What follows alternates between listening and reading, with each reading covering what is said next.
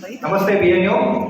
ಕವಿ, ಕಥೆಗಾರ, ಅನುವಾದಕರಾಗಿ ರಘುನಾಥ್ ಅವರ ಅಕ್ಷರ ಕೃಷಿ ಒಂದು ಹೊಸ ಅಧ್ಯಾಯ. ಮೇಷ್ಗಾಗಿ, ಸಾಹಿತ್ಯ ಪರಿಚಾರಕರಾಗಿ ಮತ್ತು ಸಮುದಾಯದ ಕಣ್ಣಾಗಿ ಅವರ ಮಾನವೀಯ ಕೆಲಸಗಳು ಇನ್ನೊಂದು ಅಧ್ಯಾಯ.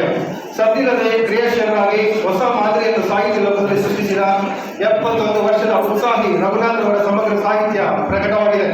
ಶ್ರೀಯುತರು 11 ಕಾಲ ಸಂಕಲನಗಳು, 5 ಸಣ್ಣ ಕಥೆ, 12 ಲೇಖನ, 3 ಮಕ್ಕಳ ಸಾಹಿತ್ಯ, ತೆಲುಗಿನಿಂದ ಕನ್ನಡಕ್ಕೆ 17 ಕೃತಿಗಳು, ಕನ್ನಡದಿಂದ ತೆಲುಗಿಗೆ 5 ಕೃತಿಗಳು, ಸಮಗ್ರ ಸಂಪುಟ 7, ಒಟ್ಟಾರೆ 70 ಕೃತಿಗಳ ಕರ್ತರು.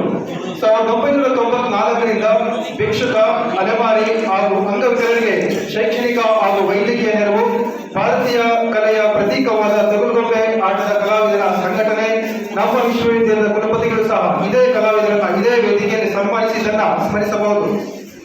ಶ್ರೀಯುತರಿಗೆ 1991ರಲ್ಲಿ ಪ್ರತಿಷ್ಠಿತ ಮುದ್ದಣ್ಣ ಕಾವ್ಯ ಪ್ರಶಸ್ತಿ, ಕುವೆಂಪು ಭಾರತ ಪ್ರಾಧಿಕಾರ ಪ್ರಶಸ್ತಿ, ಶತಮಾನೋತ್ಸವ ಗೌರವ ಪ್ರಶಸ್ತಿ, ಕನ್ನಡ ಸಾಹಿತ್ಯ ಪರಿಷತ್, ಕರ್ನಾಟಕ ಅನುವಾದ ಸಾಹಿತ್ಯ ಅಕಾಡೆಮಿ ಪ್ರಶಸ್ತಿ, ಪೂತಿನ ಪ್ರಶಸ್ತಿ ಹಾಗೂ ಪ್ರತಿಷ್ಠಿತ ಬೆಂಗಳೂರು ಉತ್ತರ ವಿಶ್ವವಿದ್ಯಾಲಯದ ಉತ್ತರೋತ್ತರ ಪ್ರಶಸ್ತಿ, ಹೀಗೆ 10 ಹಲವು ಪ್ರಶಸ್ತಿಗಳ ಹಿರಿಮೆ ಇವರದ್ದು.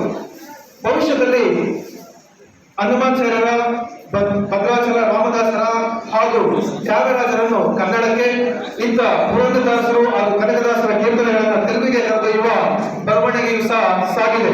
ಬೀದಿಯ ಹಲವು ಪ್ರಥಮಗಳಿಗೆ ಸಾಕ್ಷೀಭೂತವಾಗಿರುವ ಪ್ರಸಾರಂಗ ಉದ್ಘಾಟನೆ ಹಾಗೂ ಪ್ರಸಾರಂಗದಿಂದ ಪ್ರಕಾಶನಗೊಂಡಿರುವ ಸೋತ್ಸವ ಗ್ರಂಥ ಎಂಬ ಹೆಗ್ಗಳಿಕೆಯೊಂದಿಗೆ ಐತಿಹಾಸಿಕ ಭರಸುನಾಡು ಕನ್ನಡ ನಿಘಂಟು ಸಂಪಾದಕರಾದ ರಘುನಾಥ್ ಅವರ ಹೆಸರು ಹಾಗೂ ಕಾರ್ಯಕ್ರಮ ಭವಿಷ್ಯದ ಇತಿಹಾಸದಲ್ಲಿ ಮೈಲಿಗಲ್ಲಿನೊಂದಿಗೆ ಅಜರಾಮರ.